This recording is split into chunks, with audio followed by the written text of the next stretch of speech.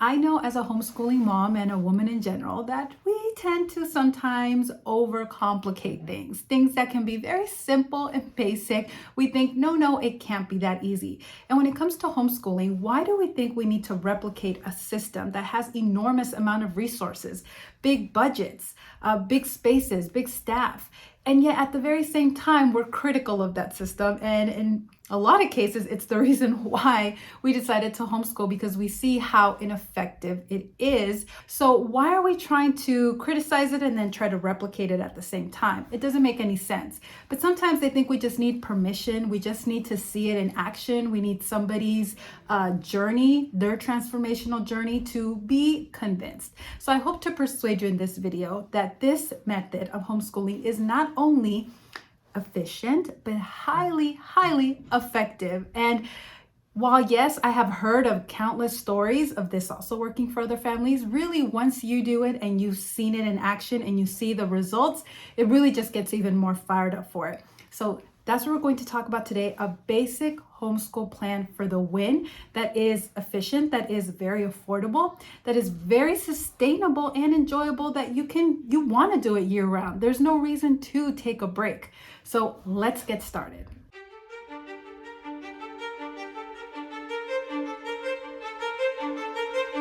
All right, so the breakdown is very simple. If it ain't broke, don't fix it. And that is reading, writing, and arithmetic. That's it.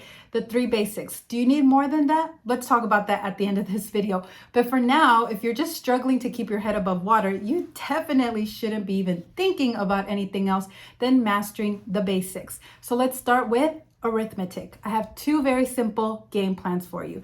Number one, Saxon Math. This is a time-tested math curriculum that is sort of in between Spiral and Mastery. It's incremental development with continuous review. There's no chapters, it's just lesson after lesson. So the way you use Saxon Math, the way to make this very sustainable, is to have the kids do it on their own. It's a self-teaching methodology. You need the textbook, you need the answer key, or in some cases it's called the homeschool packet. Make sure that it's matching for the same edition. This is a second edition textbook with a second edition answer key.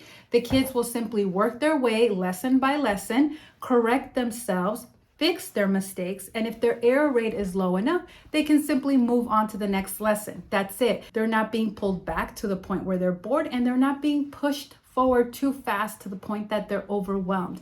Everybody goes at their own speed. Now, I've also created a few resources just based on our experience of things that could make a difference, make it easier. So for example, there's the Saxon Math Answer Book that divides.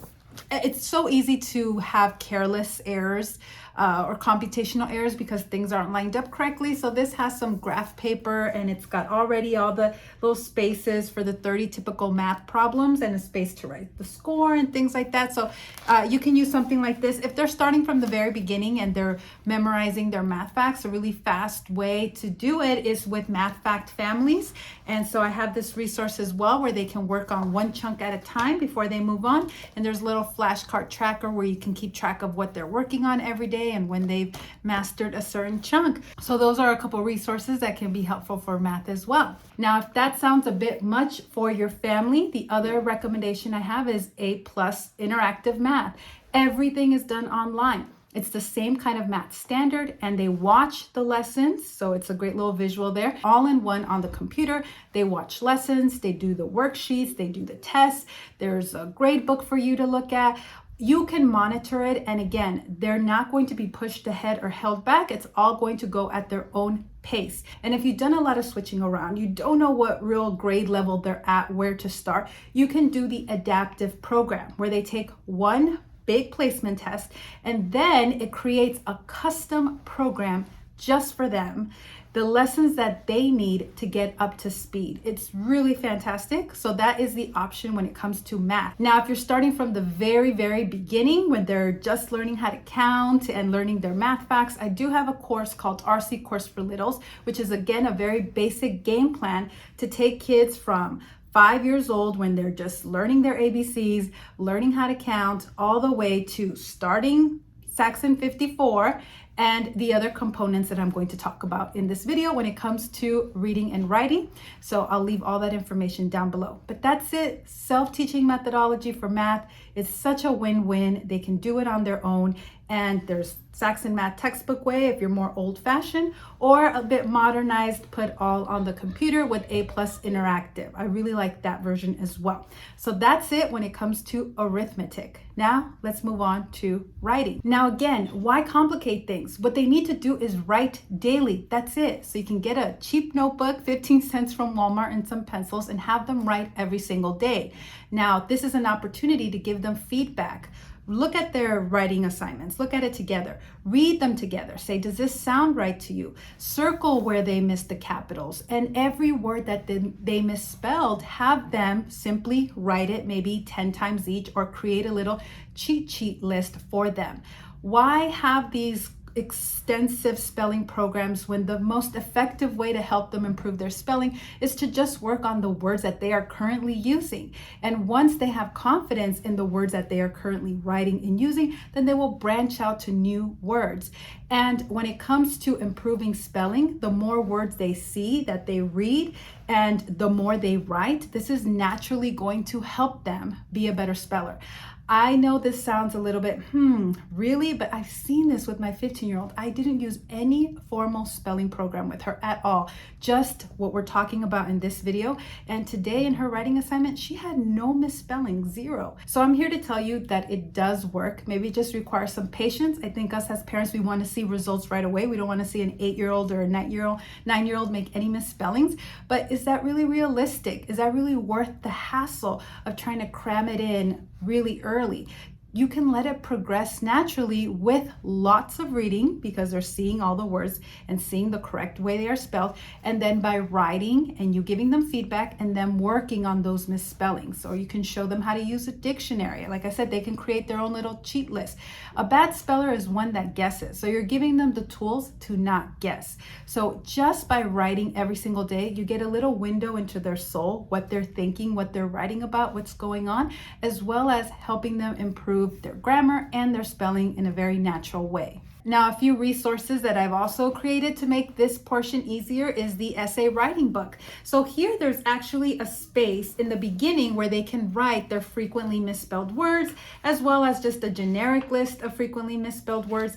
There's some diagramming space here for their daily writing assignments, if they're doing 5-paragraph essays, and then they can just use it as a regular notebook. I also have the Homeschool book journal record keeping. So as they finish maybe one of the books in the RC book list, we'll talk about that in just a second, then they can write their thoughts on it as well. It's a nice little book journal. And in the beginning, there's a table of contents where they can write in up to 100 books. So each book is good for 100 book titles. And I find this is just really special for them to journal their thoughts as they complete each book. Now, up until the age of 10, it's perfectly fine for them to do copy work. Then after that, they can branch out and write their own content. I don't think anything really needs to be formal until they're teenagers, 13 or so. And so I've created the 5-paragraph essay guide, which I think is just the most easiest way to teach your kids how to write a 5-paragraph essay with examples and kind of this is where your our journey, taking them from step by step through the planning process and the writing process and then the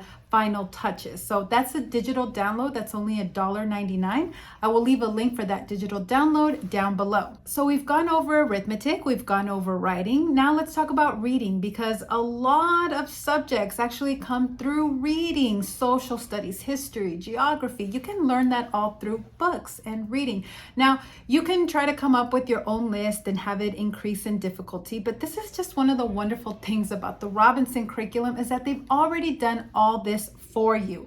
They have all of the books in that special order, and so they just work through at their own pace each book, and the list increases in difficulty. So you start off with something as simple as the McGuffey's Primer, and then you're getting all the way to Paradise Lost and Regained, right? And in between there, you have all kinds of literature, fiction, nonfiction, you have poetry, all of these really wonderful classic books with great vocabulary, great writing, great morals. So like I said, the Robinson curriculum already has this list for you, but it also gives you all of the PDF files so you can print them from home. If you have a very ink efficient printer, it is cheaper than buying it online or even driving to the library if they even had the book title, which a lot of these books you can't even find in the library anymore. So it's just great that you have all of the PDFs and you can print them yourself, or if you don't want to print them, I'll leave some options down below of where to find my favorite reprints for them. And keep in mind that daily reading of these types of classic books,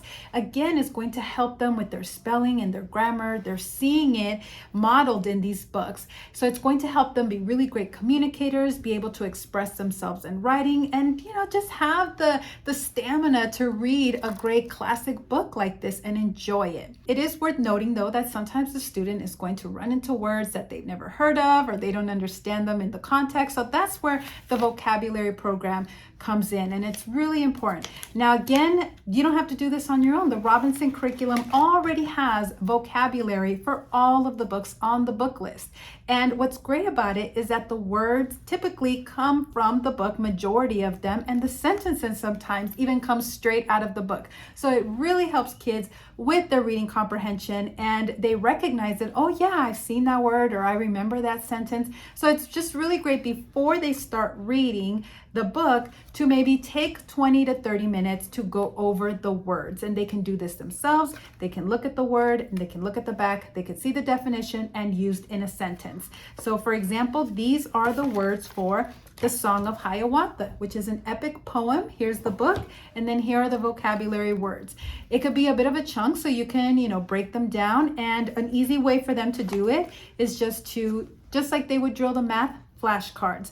Look at it, and if they can say the definition correctly, put it in the right pile. If not, they put it in the wrong pile. At the end of the session, they pick up the ones they got wrong and they can review them again. So this is a great way for it to get into their long-term memory. So now we've gone through the game plan for arithmetic, writing, and reading. And honestly, this is really all you need. If they can just work and master the basics, they will excel in any direction they choose to go in. If you did want to add a little bit more instruction when it comes to grammar and spelling, there is a program included with the Robinson curriculum called the Professor K Grammar and Spelling. And it has exercises that also come from the RC books. So it's just all really seamlessly woven together. It's really nice. You don't have to use it. You do just have to do the basics, reading, writing, and arithmetic. But those extras are there if you want to. Now, if you're wondering what about science, there is a lot of topical science, nature science, even things in the science fiction novels.